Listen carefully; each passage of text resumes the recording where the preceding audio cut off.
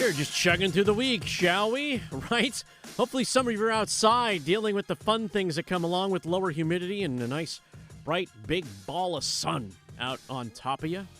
Paul Ihander here with you. Max Goren is back as well as we get things rolling on this Thursday morning.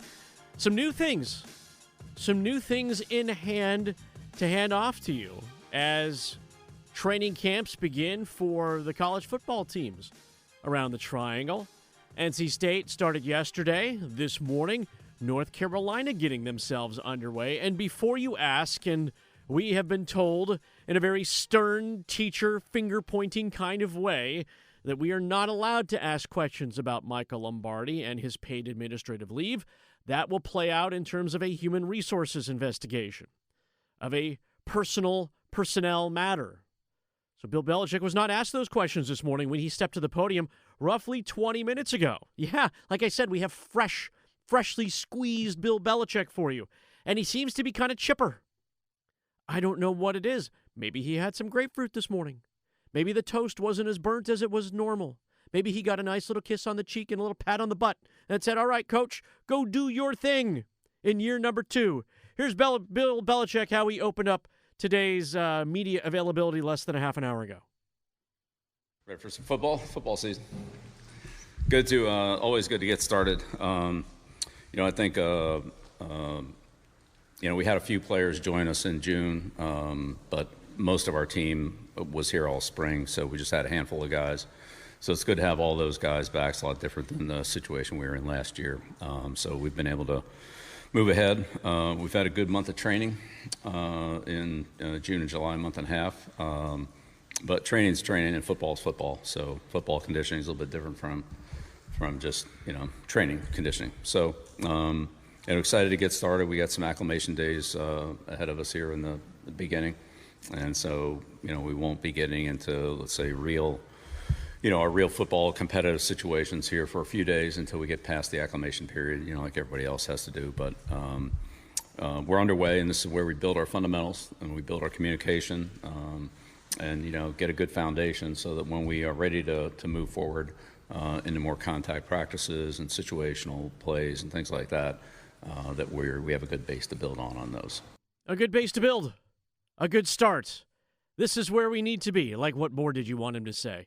The creep, right, is what I can tell you. I'm not saying Bill Belichick's a creep. I'm saying there's a creep right now of college football that is happening all across the United States. And even though they're still having media days in the Big Ten, and they're talking big games, and Curt Cignetti is, being compared to Babe Ruth these days, there's a small little creep that comes along. And because we are here on 99.9 The Fan associated with ESPN Radio, we do get ESPN things around here. And across the top of my ESPN homepage, which is tailored to me, we've seen the creep of college football. That on August 29th, yes, a month away, we are playing counting college football, of which North Carolina is part of that conversation. North Carolina taking on TCU in Ireland, which makes it, that much more kind of like, oh, it's a little bit more special. We're going overseas to do what we need to do. And again, Coach is still talking at the podium. He is still talking about specific position groups, how pretty much an entire half of his offense has been taken over by transfer portal players, and how, while he does have guys coming back, that was incredibly important to him because at least it meant they had some continuity. And Coach Belichick did talk about that this morning. Again, he's still speaking. We pulled a few things for you. He does say, and for you Tar Heels fans, this should be encouraging to you, that they have a better foundation because they were able to be here with players who knew the system over the summer. We're not starting from scratch. We have better evaluation of the players, and they're further ahead. I think I mentioned this before, but we didn't have PRP practices last summer. We couldn't run player-run practices. We didn't have anybody that knew what to do. This year that was a completely different story, and the players did a great job from what I understand. It wasn't out there, but they've talked about how good they were, how competitive they were, what they were running, how they, sometimes they had questions of like, hey, this happened, what should we have done here? And hey, this happened, what should we have checked there? Type of thing. So, I know that they're engaged. I know they understand what they're doing. I mean, we weren't even close to that last year. And we said when they weren't close to that last year, towards, about 20 more seconds of that, he talks about especially in the quarterback room. He says especially in the defensive secondary. When Gio Lopez came on from South Alabama in 2025, that was after the spring portal. That was after end of spring practices. Like, he signed in April. Came in April. There was not much of a chance to work out, to get into the room and give themselves an opportunity. He says it's a little bit different this year. They have players that understand the system to a T. Again, he's relying on graduate transfers and transfers from other schools to run his quarterback room. But because they were able to commit earlier, they have more time with reps. They had more time to do a few things. Again, that should be encouraging. If you want to put some, a little bit of, happiness in your world based on the events over the past 72 hours. You're dealing with player personnel things, and they pay attention. The players know. They know exactly what's going on, because before every media availability, every time a camera is set up on a tripod, every time somebody places their iPhone and hits record on the table, there's a large person that comes out, glasses, sunglasses, no glasses, and says, and reads verbatim what it says about player personnel issues and the things that are going on with Michael Lombardi. They end up reading it word for word. As a matter of fact, if you listen to Unsportsmanlike prior to us getting on the show, maybe about a half an hour ago, they literally read the statement word for word from North Carolina. Because this involves confidential personnel issues, the university will not comment on the nature of the allegations or discuss personnel information. This goes for coaches. This goes for players. And then they always say at the end, and we ask that you respect that during your coverage today. They're not talking about that. They are trying to focus on football as best as they possibly can. Time will tell. Time will absolutely tell. But they are back in camp. That is freshly squeezed Bill Belichick. That's Max. I'm Paul. Next up here on 99.9 The Fan. If you want to believe Coach, and you should be able to believe him, they are in a better position this year than they were last year because they have things in place. Take the off-field stuff out of the equation. Take that mistake out of the equation, that investigation and stuff. The players are aware of it. Trust me. Again, we've been told not to ask. Everyone's been told not to ask the players about it because they know it's a distraction too. They don't want that to be. All right, let's go on the flip side. Let's jump back to Raleigh here. We were in Chapel Hill. Now we moved to Raleigh. First practice yesterday for NC State. Dave Doran on being back on the field after a very long summer. It's a little bit like your birthday or Christmas, the first day of fall camp for a coach, because you don't get to see from the end of spring all the way to the end of summer. There's a lot of improvement with these guys. Bigger, faster, stronger, more intelligent in your systems, maturity level, chemistry amongst the guys. And so when you get out there in that first practice, you really get to visualize a lot of work and get to see the work that they've done. And these conversations that I have with every kid on the roster after spring ball about what they need to do better, I get to now go in there and evaluate, did he hear me? And did he get the work done?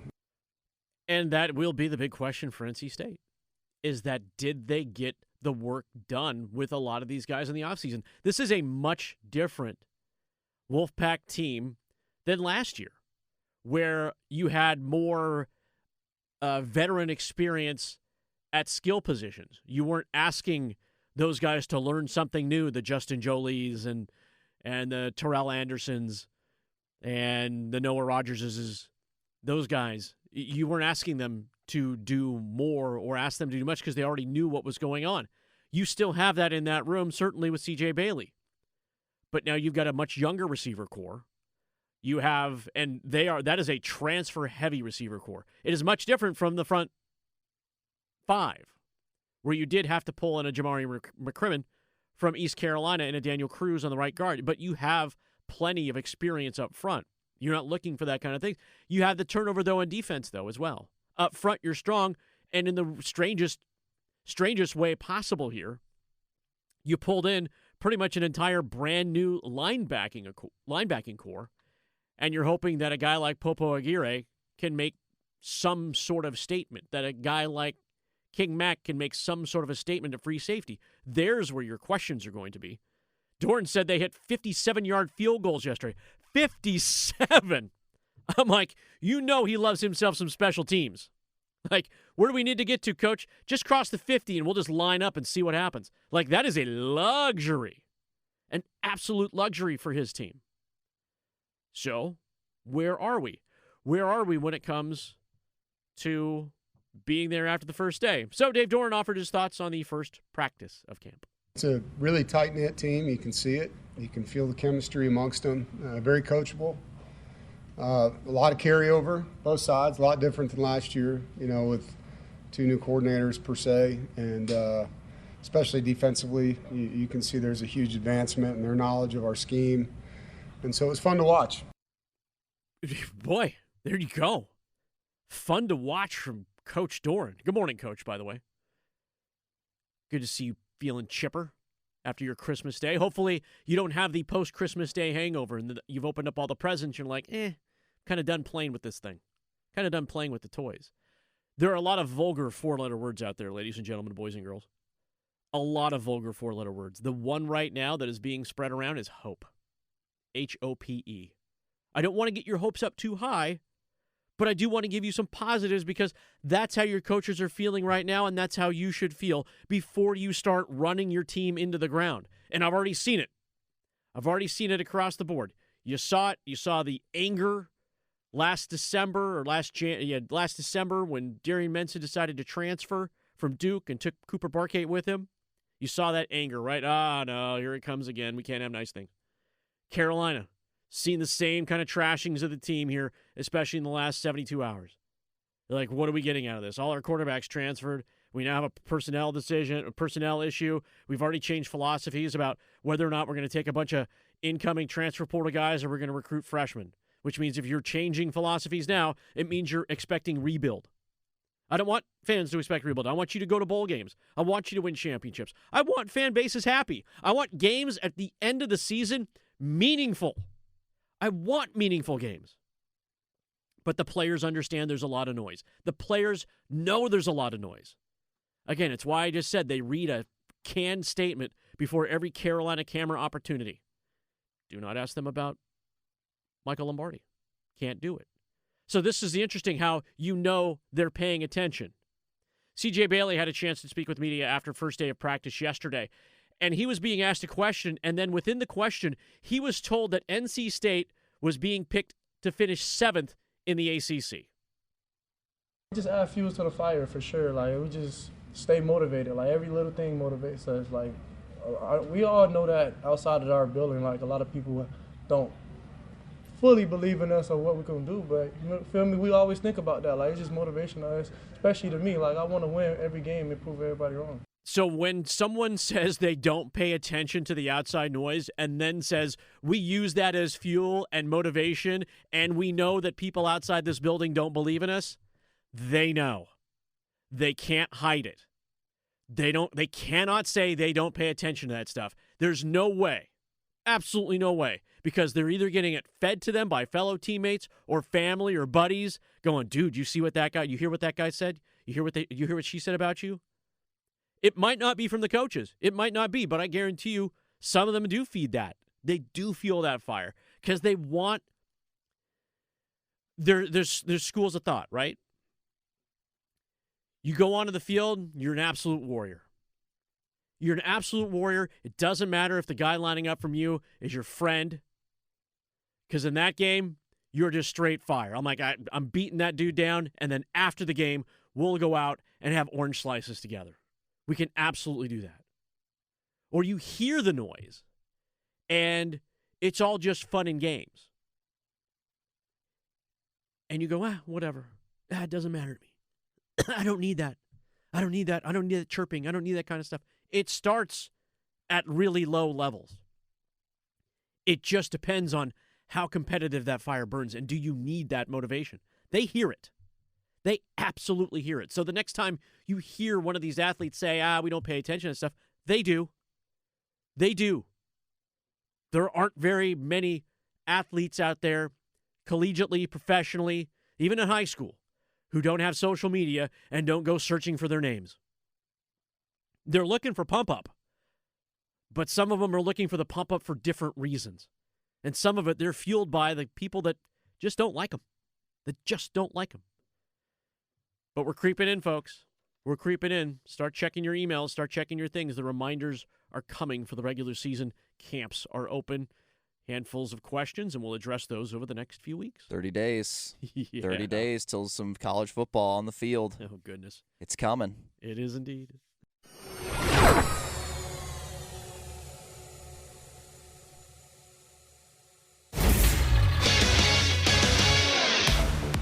I'm Max Goren with 3 things you need to know right now from 99.9 The Fan. Rookie Carolina Panthers wide receiver Chris Brazzell II suffered a moderate LCL tear in his left knee at training camp yesterday during a 7-on-7 drill and will miss up to 8 weeks as a result. Brazzell was selected in the 3rd round of this year's draft out of Tennessee. NC State and UNC football have each opened up fall camp with week 0 of the college football season just 30 days away. For all the latest updates and conversation on the Wolfpack and Tar Heels, tune into the Adam Gold Show from 12 to 3 and The Drive with Tim Donnelly from 3 to 6, right here on 99.9 The Fan. The Durham Bulls split a doubleheader against the Gwinnett Stripers of the DBAP last night, and tonight they will run it back against Gwinnett for Dino Night. Bulls coverage is available on 620 AM Buzz Sports Radio, 99.9 FM HD2, and WRAL News Plus, with first pitch scheduled for 6:45 p.m. For all the latest news on your favorite teams, download the 99.9 The Fan app or visit 999thefan.com.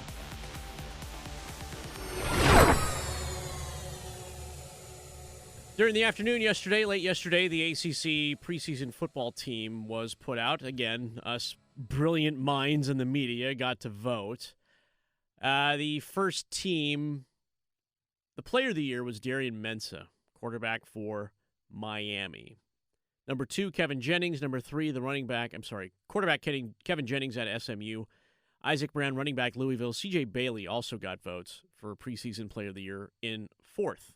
Kind of one of the few triangle North Carolina representatives on the preseason player lists. The only other one was Jeremiah Hasley of Duke, who was the team's offensive player of the year at Duke.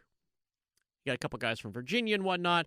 Mensah was named first team offense, too. So, preseason player of the year, Darian Mensah, Miami, and quarterback for the preseason football team. And Darian Mensah got the job at Miami because he had a breakout season at Duke, okay? And Darian Mensah, and this is not a cut down of Darian Mensah, this is just an analysis, okay? I want to be very clear about this. I think Darian Mensah is a very talented quarterback. 6'3" tall, very well spoken, very well coached. There's no doubt about it. His now 3rd school, Tulane, Duke, now Miami. Still within the ACC, doesn't sit right with a lot of people, but we have to get over it, right? Those of you who have it, you got Walker Eget. The San Jose State transfer is going to be the quarterback at Duke for right now, unless Manny Diaz chooses something different. Darian Mensah had his best season as a quarterback at Duke, as a collegiate athlete. And the reason why he went to Miami was, if you look at the track record of the last couple of quarterbacks that have come out of there, they've gone to the pros. Cam Ward being, Exhibit A, essentially. And Beck last year, leads him to a national championship and is also drafted into the NFL. There's money to be made after college. He stays in college. I just saw the number. Perhaps it was $10 million for him. Who knows? I don't know. If it was Mensah, it's $10 million. He earned every dime of it because of the scheme that he played in last year. Because he put up some video game numbers for Duke. He absolutely did. Because Jonathan Brewer, this is the analysis part, Jonathan Brewer runs a wide open scheme. He had good running. He got a diamond in the rough in Nate Shepard, who was back with the Blue Devils. And it's not about running. It really isn't. It's about complexity. And Darian Mensah, to his credit, operated out of that system fairly well. Made timely throws. Again, here's how close they are to not playing in the ACC championship, boys and girls. A fake field goal. Remember that? A fake field goal against North Carolina. A pitch to Polino. West Durham will be forever linked to a fake field goal call. Like brave field goal call, which gets them a win, which I believe started the actual end-of-year spiral for Carolina football. Because both teams were like, all right, let's just see what happens. We're evenly matched. And they called their way out of that game and got a dub for the Blue Devils. But Darian Mensah had almost 4,000 passing yards last year.